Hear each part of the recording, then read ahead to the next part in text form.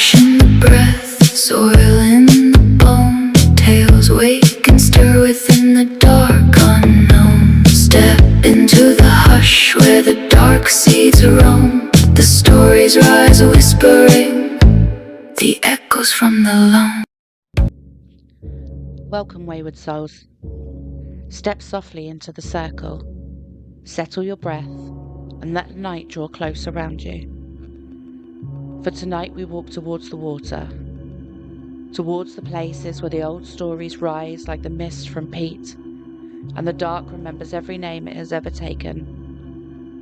Before we begin, and as always, I ask you to light your lanterns, not to keep the shadows at bay, but to remind them that you see them watching. If you wander these haunted paths with me often, remember to like, share, subscribe. It keeps our little travelling company alive as we move deeper into the folklore that clings to the edges of the world. Tonight we turn our lanterns towards a lake in medieval Ireland, a lake without a name, a lake that held its secret close and its hunger closer. This is the tale of the ACKH, the water horse whose beauty was a law, whose patience was a trap, and whose appetite was older than any prayer whispered on its shores. So let the wick burn low, let the wind still, and follow me.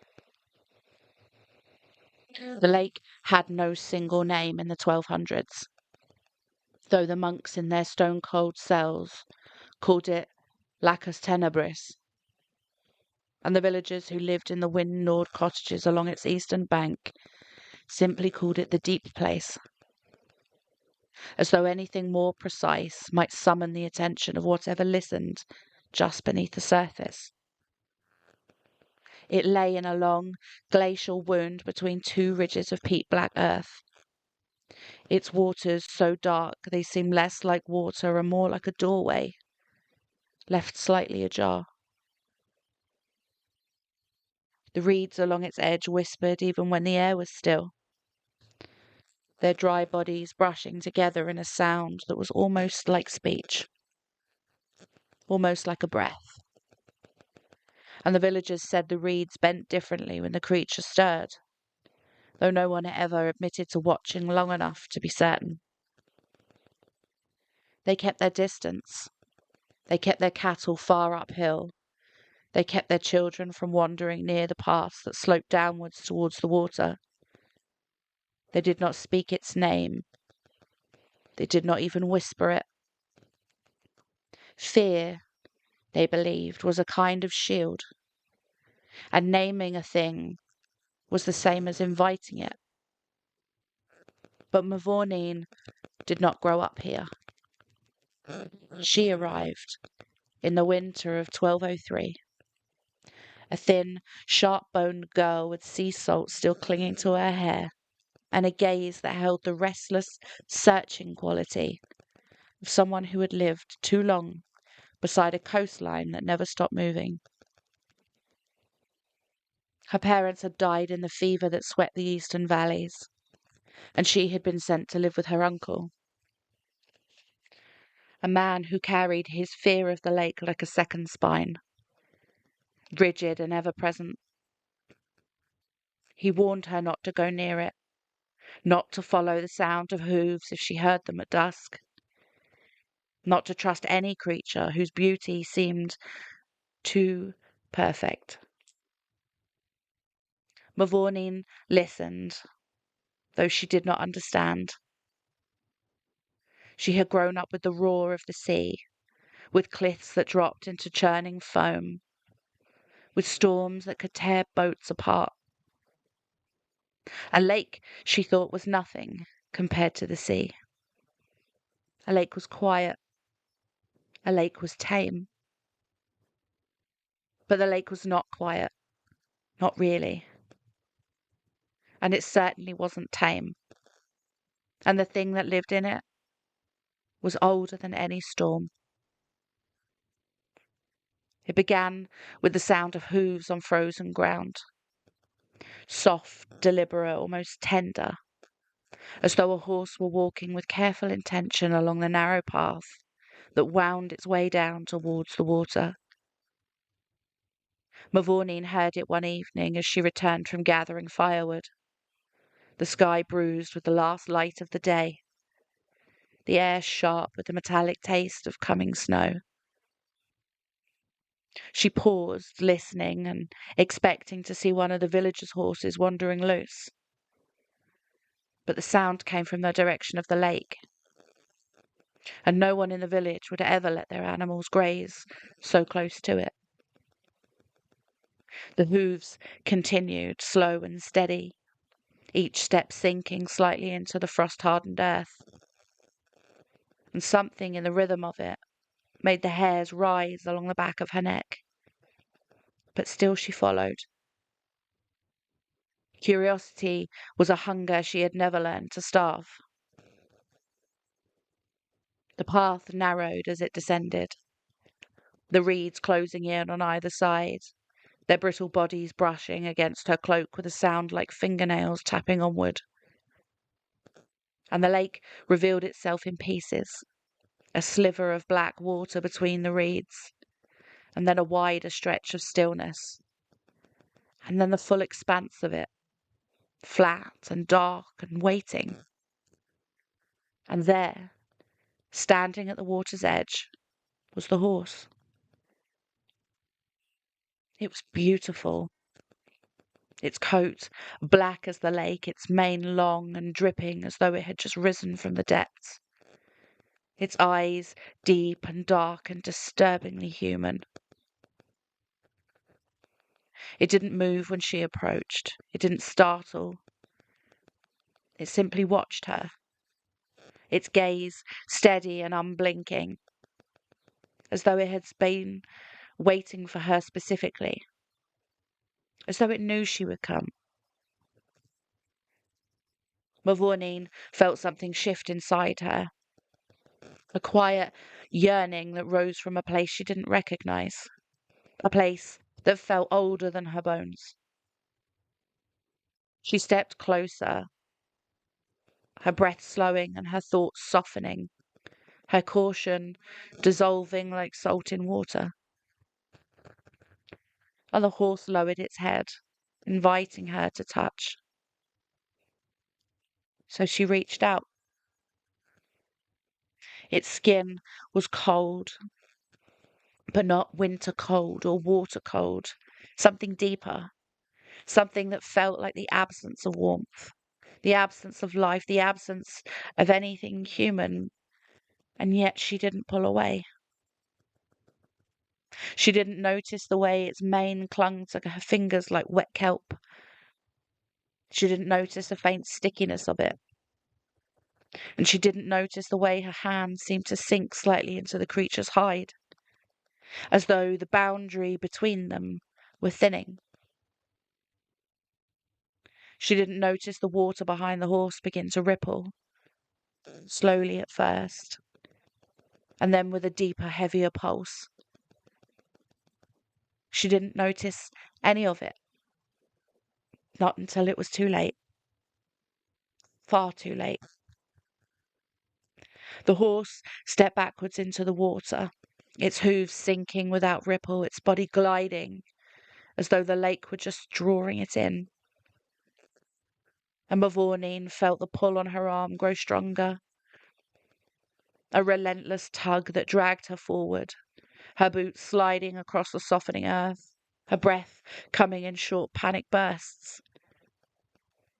The water reached the horse's chest, then its neck, then its jaw, and still it pulled her forward. Its eyes never leaving hers, its expression unchanged. The cold around her arms spread across her chest, her breath turning shallow, her vision narrowing as though the world were collapsing into a tunnel that led only to the dark water ahead. Her foot slipped into the plunging lake up to her ankle. The cold, so sudden and violent it felt like a blade. And she gasped, the shock breaking through the fog in her mind, and for a moment, a single, desperate moment, she found her voice. No!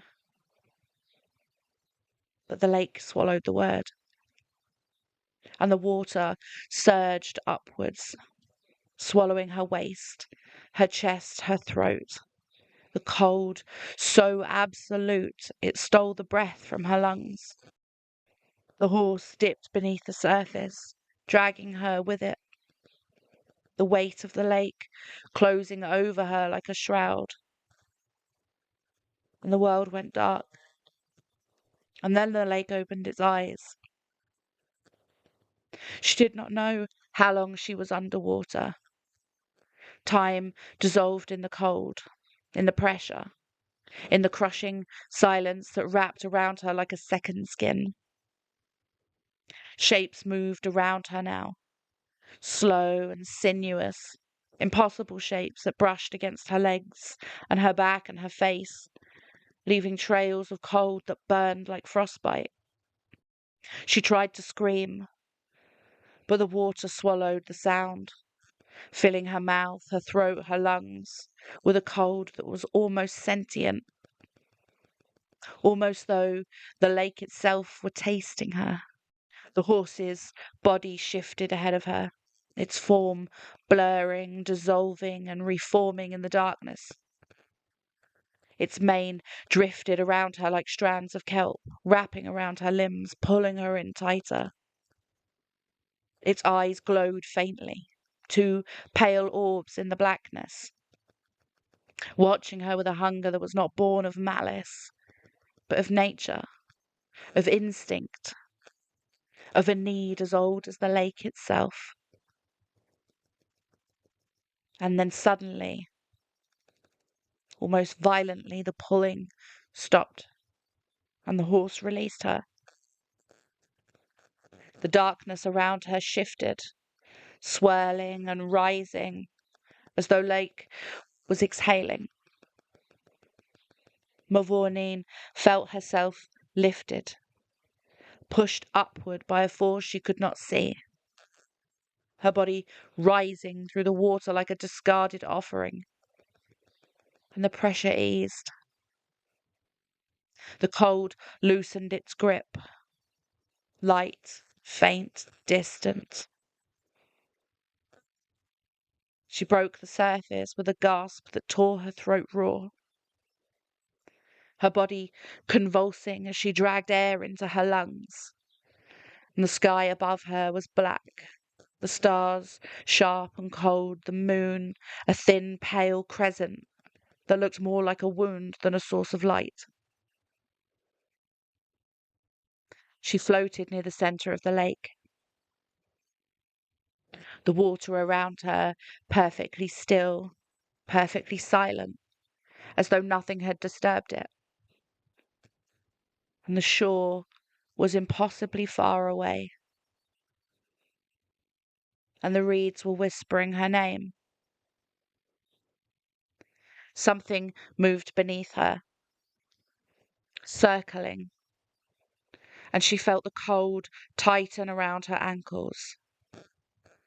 The lake reminding her that it had not finished, that it had only allowed her to rise so that it could watch her try to flee. And she swam, she fought, she clawed her way towards the shoreline with the last of her strength. And the lake followed. And by the time she reached the reeds, her vision was dimming, her breath ragged, her limbs numb. She collapsed onto the frozen earth, coughing up lake water, her body shaking violently. And behind her, the surface of the lake rippled once. A single ripple, and then stilled. And the reeds whispered her name again, not calling her back, but remembering her. And Mavourneen understood with a clarity that cut deeper than fear, that the lake hadn't spared her, it had marked her, and it would come for her again. They searched for Mavourneen, until their voices cracked and their lanterns guttered. But the lake gave nothing back. No ripple, no footprint, no scrap of cloth caught on the reeds. Only the silence answered them. A silence so deep it felt like standing inside a held breath. Her uncle stood at the water's edge long after the others retreated. His boots sinking slowly into the mud, his hands trembling, as though he could still feel her slipping away. And when dawn came, the lake looked unchanged. It always did, and that was its cruelty. The villagers whispered that she had been taken, claimed that the mark she carried finally pulled her beneath the surface. But the old women, the ones who remembered the stories, the ones who listened to the reeds, shook their heads. The lake does not take without purpose, they murmured, and it does not keep without cost. And for nights afterward, the village just felt wrong. The air was too still, the shadows too long, the silence too expectant. Children woke crying, claiming they heard hooves outside their windows. Dogs refused to go near the lower fields. The cattle balked at the slightest sound of water. And the reeds bent towards the cottages, even when the wind was dead.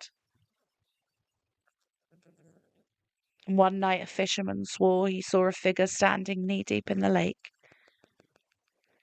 her hair drifting around her like dark weeds, her head tilted as though listening to something just below the surface. He called out to her, but she didn't turn. She simply sank, slowly, silently, as though the water were drawing her down by the wrists. He didn't return to the lake after that. A week later, the monks at the priory heard hooves on the frozen path. They prayed until dawn, but the sound did not fade. It circled the priory 3 times, then stopped beneath the window of the youngest brother, who woke with frost on his eyelashes and the taste of lake water in his mouth. By the 12th night, the villagers no longer spoke of Mavourneen's name. Not out loud, not even in prayer, but the lake did. The reeds whispered it at dusk, their dry voices rising in thin, trembling chorus. The water rippled without wind, and the moonlight trembled on the surface as though something beneath it were breathing. And then on the 14th night, the lake changed. The surface bulged outward, a slow, heavy swell as though something vast were rising from its depths. The reeds bent sharply towards the cottages. The air grew colder, tasting of iron and old stone and moss. And from the centre of the lake came a sound. Not a splash, not a breath, not the cry of any creature that belonged to the living world. A hoof step. One, then another, then another. Slow, measured, and coming ever closer. The villagers barred their doors. The monks hid behind their stone walls. The old women whispered prayers that had not been spoken in generations. The sound did not stop. It reached the shoreline, and it stepped onto the frost. It walked the narrow path toward the cottages with the same patient rhythm that had lured Mavourneen to the water's edge. And then it stopped, right outside a door. Not her uncle's, not the fisherman's, not the monk's. A different door. A door belonging to someone who had never seen the lake, never touched its water, never spoken its name. A door belonging to someone who had only ever heard the story. A door belonging to someone who had been listening too closely.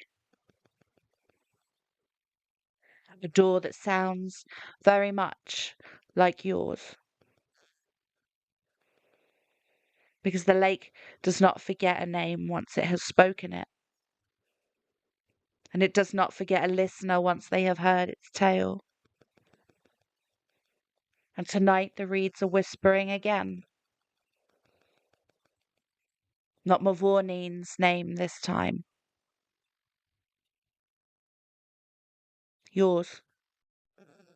If the water calls your name, wayward souls, do not answer. If the reeds bend toward you and the wind is still, do not linger. And if you ever see a horse standing too still at the edge of a lake, turn away before it lifts its head. Thank you for walking with me into the dark. If this tale lingers with you, if it brushed cold fingers along your spine, remember to like, share, and subscribe. It keeps our lanterns lit as we wander deeper into the folklore that waits. Until next time, wayward souls, keep your lanterns burning, keep to the path, and stay away from the lake.